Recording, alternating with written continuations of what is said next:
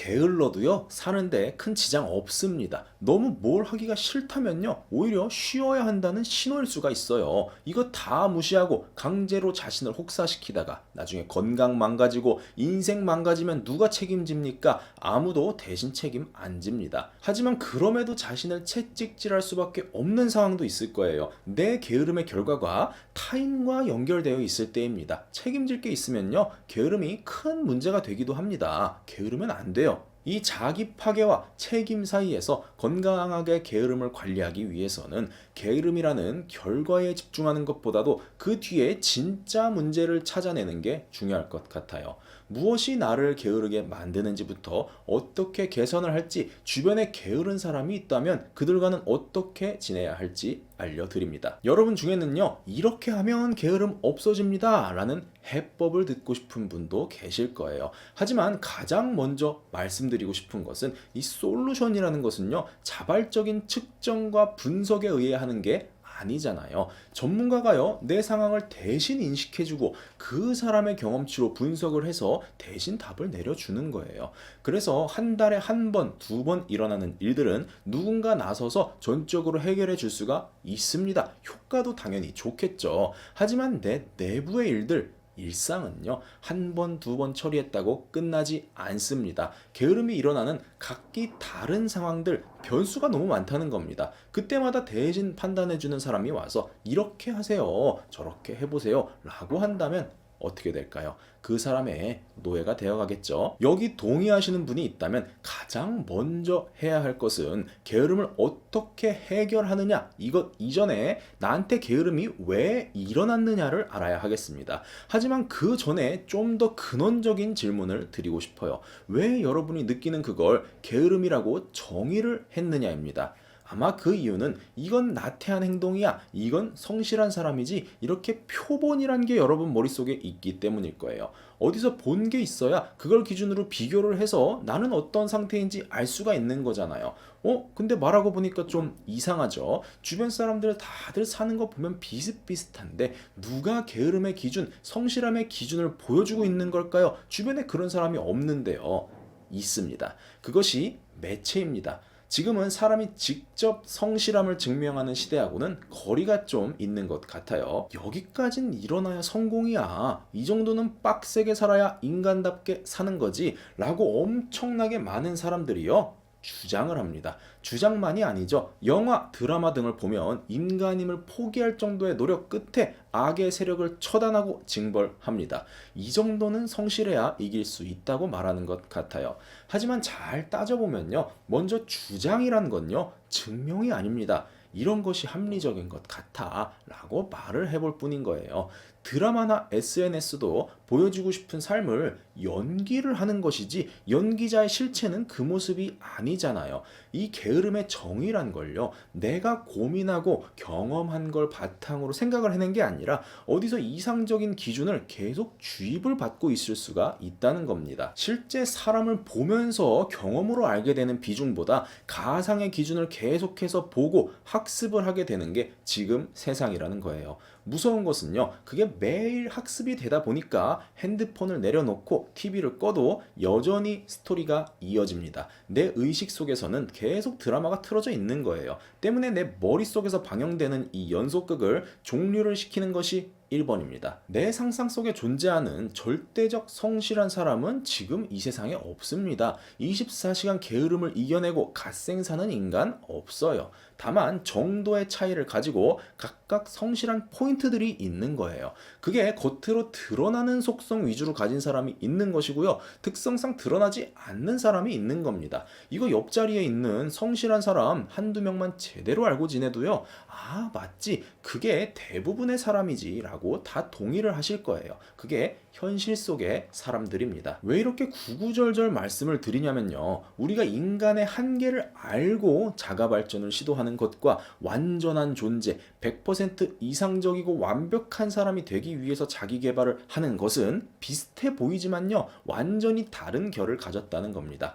내가 사람으로서의 가진 모든 게으름을 100% 성실함으로 뒤집어 버리겠다, 나는 마음 먹고 한 방에 바뀌어 버리겠어, 이것은 불가능한 주제란 거예요. 진짜 중요한 부분만 성실하면 된다. 이렇게 범위를 좀 축소해 보자고 제안을 드리는 겁니다. 다 바꾸려니까 스트레스 받는 거예요. 하나만 바꾸는 거면 일이 훨씬 쉬워집니다. 문제는요, 그 한 개, 뭘 남길 거냐가 핵심이겠죠. 여기서 어떤 사람은 운동 하나만 남겨서요, 이거는 타협을 안 해요. 여지를 두지 않고 실행을 합니다. 운동선수는 그렇게 하겠죠. 글 쓰는 것만 남기는 사람도 있겠죠. 인류 작가들은 대개 이럴 거예요. 그럼 여러분은 뭘 남기실 건가요? 그게 대답이 잘 안 되기 때문에 찾아보는 게 매체입니다. 다른 사람은 최고 가치가 뭐지? 어디에 집중해서 살고 있지? 이 탐색의 시간을 가져보는 것은 물론 건강한 것이겠죠. 하지만 세상에는 이렇게 말하는 사람도 있어요. 당신이 원하고 있던 거 그렇게 찾아 헤매든 게 바로 이것입니다. 이걸 선택하세요. 라고 설득을 한다는 겁니다. 그게 뭐죠? 마케팅입니다. 오해하실까봐 먼저 말씀드리지만 마케팅이 나쁘다는 게 아니에요. 모든 상업 활동은 심리를 기반으로 물건을 이미 판매하고 있습니다. 다만 그렇게 쉽게 찾아지는 가치란 건 없다라고 말씀드리고 싶은 거예요. 때문에 내 게으름을 완전히 떼어버릴 이 단 하나의 종목을 찾기 위한 시간을 생각보다 길게 투자를 해야 한다고 설명을 드리고 싶은 거예요. 그리고 그 시간을 어떻게 단축을 시킬지 몇 가지 관점들을 이제 제안을 드려보겠습니다. 서론이 좀 길었지만 이 부분이 이해가 안 되면 현실적으로 뭘 실천하기가 어렵습니다. 이해가 잘 안 되신다면 앞부분을 다시 한번 돌려보시는 것도 권해드리고 싶어요. 이어서 가보겠습니다. 만약에 이 게으름이요, 우리에게 필요가 없는 기능이라면 애초에 게으름이라는 게 없었겠죠. 필요하기 때문에 달려 있는 겁니다. 다만 그걸 어떻게 이해할지 그리고 활용할지가 중요할 것 같아요.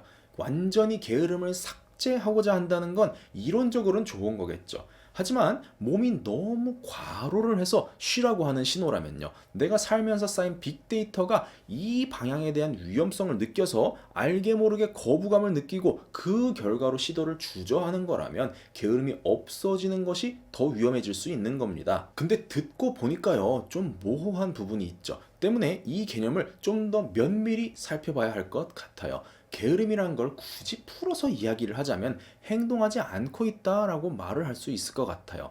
근데 해야 할 것이 없어서 행동을 안 하는 상태라면 그것은 게으른 게 아닙니다. 휴식이라고 하겠죠. 반면 해야 할 것이 있는데 행동을 안 하고 있다면 그것은 게으름이라고 할 수 있겠죠. 즉 정해진 목표가 있느냐 없느냐의 여부에 따라서 게으름이라는 말을 쓸 수가 있게 됩니다. 그럼 여기서 게으름의 종류도 나눌 수가 있게 될 것 같아요. 첫 번째는 유무의 분류입니다. 목표가 정확하게 있는데 실천을 하지 않는 게으름이 있고요. 목표가 정확하지 않아서 뭘 할지 몰라서 행동을 못하는 일이 있습니다. 이 두 번째 경우에 사람이 특히 스트레스를 크게 받는 것 같아요. 휴식하는 것은 아닌데 어렴풋이 목표가 있는 듯 느낌은 있어서 뭘 할지 모르겠는 상황인 거죠. 그러면 게으름에 의한 고통은 느끼지만 그걸 해결을 할 수가 없습니다. 게으름을 또 한 가지의 방식으로 나눈다면 지속성의 분류가 될 것 같아요. 행동을 계속 하고 있다가 일시적으로 안 한다면 이것도 일종의 휴식이죠. 다시 할 거니까요. 근데 지속적으로 행동을 하지 않고 있는 상태도 있을 겁니다. 예컨대 휴식을 통해서 체력이나 정신이 다 채워졌어요. 충분히 행동할 수 있는 상태가 되었음에도 실천을 하지 않는다면 그것은 게으름에 가깝겠죠. 이렇게 축을 기준으로 게으름과 휴식의 경계가 어디까지인지 측정을 할 수 있게 되면 이제는 내가 행동하지 않는 것을 정신적 고통으로 막연하게 받아들이는 것이 아니라 개선할 수 있도록 원인을 규명할 수가 있습니다. 목표가 불분명하거나 에너지가 부족해서 행동하지 못하고 있다면 이제부터는 이건 게으름이 아니라요, 준비와 휴식의 과정이구나 라고 이해를 할 수가 있겠죠. 정확한 목표와 충분한 에너지가 있는데도 하지 않으면 게으름에 가깝겠죠. 그래서 휴식이 필요한 것이라면 쉬면서 이 방향에 맞는지 재정비를 하면 되겠고요. 게으른 거라면 내 신경이 어디에서 분산되는지 잡다한 것들을 다 쳐내고요. 뭐에 집중할지 한 개만 선택하면 됩니다. 이것을 좀 개인적인 경험으로 설명을 드리면요, 게으름을 피운 이후의 결과를 보면 그것이 휴식이 필요한 건지 회피를 하려는 건지 알 수 있을 것 같아요. 이 일이 너무 하기가 싫어서 혹은 어떻게 할지 모르겠어서 그냥 멍하니 가만히 있어요. 계속 자책을 하거나 나는 왜 그럴까 이렇게 된다면 그것은 휴식이 필요한 일에 가까운 것 같아요. 하지만 이 일이 너무 하기가 싫어서 다른 일을 열심히 하는 일이 있어요. 아, 숙제 너무 하기 싫어. 잠깐 유튜브나 볼까? 청소나 한번 해볼까? 그러면 다른 행동을 할 수 있는 에너지가 있는 겁니다. 진짜로 에너지가 고갈이 되어서 휴식이 필요하다면 그런 행동 전환이 되지가 않아요.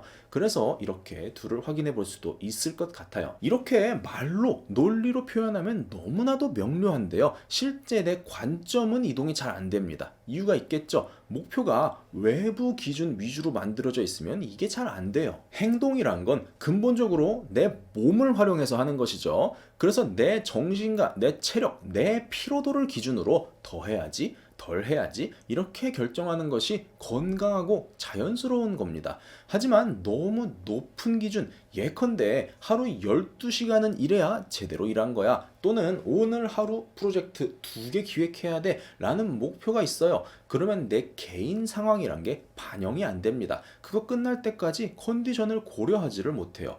물론요, 이런 급격한 러쉬를 해야 될 때가 분명 있습니다. 중요한 기회가 살다 보면 있잖아요. 하지만 우리가 1, 2개월 일하고 은퇴할 거 아니잖아요. 50, 40에 죽는 시대가 아니기 때문에 긴 기간을 보고 뭔가를 해 나가는 게 건강하다고 생각을 합니다. 이 긴 기준이라는 건 추상적인 게 아니라요. 게으름과 성실함의 기준을 재는 측정 도구를 바꿔보자는 거예요. 예를 들어서 예전에는 이런 10cm짜리 막대 자를 가지고 내 하루를 측정했어요. 그럼 이 자라는 한계 안에서 짧은 단위, 예를 들면요. 하루 단위로 평가가 되니까 몇 시간 게으른 게 있으면 오늘 하루 패배한 기분이 듭니다. 오늘 내가 쓸 수 있는 시간 10시간인데 3시간이나 게을렀어. 망했네. 이렇게 될 수가 있겠죠. 근데 이제는 이렇게 긴 10m짜리 줄자를 가지고 측정을 해보는 거예요. 그럼 하루 좀 게을렀다고 정신이 괴롭고 자괴감이 드는 게 아니라 한 달 동안 게으른 양, 제대로 한 양을 재니까 측정하는 사고 방식이 달라집니다. 오늘은 집중도 안 되고 뭘 하나도 못했네. 왜 그럴까? 어제 측정한 것을 보니까 야근을 했어요. 그러면 오늘 게으름의 원인은 피곤함도 있겠고요. 과도한 업무에 대한 불만이 있을 수도 있겠죠. 그러면 오늘은 게으른 게 아니라 쉬어야 하는 상태인 겁니다. 오늘 에너지 충전을 잘 해서요. 남은 한 달 동안 평균적인 능력을 내면 되는 거예요. 이렇게 내 시간의 측정 방식을 길게 잡아야 매일의 컨디션에 따라서 심리적 자원도 유동적으로 사용을 할 수 있고요. 이해할 수도 있겠죠. 나한테 관대한 기준을 적용을 시켜 보자는 겁니다. 이렇게 나한테 관대하자. 이게 일주일은 또 갈 수 있어요. 하지만 언제서부터인가 다시 점점 조급해지게 되는 게 현실입니다. 그것은요, 각자가 바라는 성취, 성공의 속도와 관련이 있는 것 같아요. 너무 빨리 또 너무 크게 이루고 싶어서 시간을 길게 보기가 어려워집니다. 그래서 사람이 목표가 큰 만큼 점점 조급해지게 되는데요. 이 큰 목표라는 게 사람마다 기준이 다 다를 것 같지만 아닙니다. 다 비슷해요. 뭐가 비슷하냐면요. 상한선이 없습니다. 학생 때는요, 바닷가만 가도 재밌어서요, 나는 1년에 한 번은 해수욕장 놀러 가면 그걸로 좋아 라고 했는데, 취직해보니까 누가 요트 타러 휴가 간대요. 그러면 그래, 요트 한 번은 나도 타봐야지 했다가 광고에 크루즈가 나오네요. 그럼 또 크루즈 타보고 싶고, 또 크루즈 타보는 걸로는 부족하지. 대륙간 여행쯤은 해봐야 하지 않겠어. 이렇게 무한 확장이 됩니다. 취미, 여가만 상한선이 없는 게 아니죠. 자격증이나 직장에서의 성취, 집 평수 이런 것도 명확한 목표점이 있는 것 같지만 그렇지가 않습니다. 왜냐하면요. 목표를 결정하는 것은 내 주관 같지만 사실은 이게 진짜 목표야 라고 누군가 제시하는 사람이 있습니다. 남들보다 한 수 위에 사세요. 이러면서 아파트 광고를 하고요. 차원이 달라집니다. 지금 선택하세요. 이렇게 제품을 홍보를 합니다. 지금 당신이 사는 차원 부족한 거예요. 한 수 아래에 살고 있는 거예요. 라고 유튜브 광고 사이사이에 드라마 중간마다 계속 제안이 들어옵니다. 이렇게 반복된 메시지에 장기간 노출되는 걸 뭐라고 할까요? 세뇌라고 보통 하죠. 감옥에 갇혀서 강제로 집어넣는 것만 세뇌가 아니라요. 편하게 소파에 누워서 내 마음에 쏙 드는 스토리 보면서 은근슬쩍 들어오는 것도 마찬가지예요. 물리적 공간만 다르지 구조는 그렇게 다르지 않습니다. 때문에 뭔가 자꾸 부족한 것 같아요. 달성하지 못해가지고 자꾸 무슨 불안한 마음이 계속 들고 있다면, 그런데 내 능력으로는 그 간격을 메꿀 수가 없다면요, 불안에 쫓겨서 쉬지 않고 일하고 일하지 않을 때는 게으르다고 자책하는 게 아니라 내가 무슨 메시지에 계속 노출이 되고 있는지 파악이 되어야 합니다. 그걸 파악하려면 뭘 해야 할까요? 기록을 하셔야 합니다. 게으를 때 비관하는 게 아니라 뭐가 게으른지 써야 한다는 거예요. 이 기록이 모이면 측정이 가능하고요. 측정이 쌓이면 원인이 뭔지 자동으로 분석이 됩니다. 내 게으름에 경향을 알 수가 있게 된다는 거예요. 예를 들어서요, 나는 어떤 사람만 만나면 그날은 아무것도 하기가 싫고 게을러져요. 그래서 그때마다 나는 왜 그럴까 이렇게 일기로 적어놨는데, 어느 날 기록을 쫙 연속해서 보니까 돈 많은 내 친구 홍길동, 얘를 만날 때만 그런 거네요. 그럼 원인이 사람한테 있었구나. 이 친구 느끼고 박탈감 느껴서 현타 와서 아무것도 하기가 싫었구나. 뭐 이런 식으로 알 수가 있겠죠. 아니면 나는 저녁만 되면요, 뭐가 그렇게 하기가 싫어요. 그래서 오늘 9시 의지는 있는데 시작을 못하겠다, 이렇게 맨날 적어요. 근데 적다 보니까 나는 퇴근하면서 유튜브 채널을 주로 보면서 오는데 세상이 부질없는 3가지 이유, 이런 거 위주로 계속 보고 있던 거예요. 맨날 그런 거 보는데 뭐를 하고 싶겠어요. 이렇게 발견만 되면요, 해결할 수가 있습니다. 그 사람을 안 보던 유튜브를 지우던 물리적으로 게으름의 원인을 분리시킬 방법이 있습니다. 그래서 측정이 정말 중요해요. 그게 일기입니다. 그냥 쓰기만 시작하면요, 알아서 해결되는 것이 생각 이상으로 많다는 거예요. 근데요, 이런 경우가 있습니다. 내가 게으른 게 아니라요, 남이 게을러서 자꾸 피해를 보고 덩달아서 늑장 부리게 되는 일이 있어요. 이 경우에는 먼저 그 사람의 속성이 파악이 돼야 됩니다. 경험상 내가 이해하거나 도움을 줄 수 있는 사람이 있고요. 반대로 이해를 해봤자 아무것도 해줄 수가 없는 유형도 있어요. 내가 이해할 수 있는 유형은 두려움 때문에 시도를 미루고 그 결과로 게을러 보이는 사람입니다. 시작할 엄두가 나지 않거나 자신을 너무 과소평가를 해서요, 그 결과가 게으름으로 나타나는 사람, 또는 역량 대비 과도한 일들을 맡고 있어서 새로운 일을 시도하지 못하는 사람이 만약에 있다면 내가 도와줌으로써 미루던 일이 해결되기도 합니다. 도와준다는 게요, 이 일을 대신 해주라는 게 아니라요, 내가 이 사람 때문에 피해를 봤을 때 그 게으름에 대해서 관대하게 대해주고 될 때까지 기다려줘도 된다는 겁니다. 물론 내가 수용할 수 있는 만큼만 해야겠죠. 반면 이해할 수도 없고 도와줘도 안 되는 유형이 있습니다. 문제를요, 과소평가를 하거나 자기를 과대평가를 해서 일을 미루는 사람이 있습니다. 자신이 문제를 빠르게 해결할 수 있다는 그런 믿음을 갖고 있기 때문에요, 마감 기한이 다 돼서야 시작을 합니다. 이 유형의 게으름에 얽히게 되면요, 여러 명이 달라붙어도 감당이 안 되는 일을 촉박한 시간 내에 처리해야 되는 그런 일들이 자주 생기기 때문에요, 가급적 얽히지 않는 것이 좋습니다. 이건요, 이해와 도움이 필요한 게 아니라요, 조금 거리를 두고 혼자 문제를 해결하게 해줘야 합니다. 그래서 과소평가된 현실과 과대평가된 자신 사이의 이 거리를 명확하게 알 수 있도록 방치를 해주는 것이 이들을 도와주는 최고의 방법입니다. 매정한 게 아니라요, 이게 진심으로 도와줄 수 있는 방법이에요. 그래야 뭐가 부족한지를 알고 학습을 시작하고 자기 역량을 다시 생각을 해봅니다. 마지막으로 핵심을 정리하자면, 우리가 느끼는 게으름을요, 무조건 나쁜 거야 라고 삭제를 하지 않고 내가 왜 그럴까 하고 궁금해하기를 권해드리고 싶은 거예요.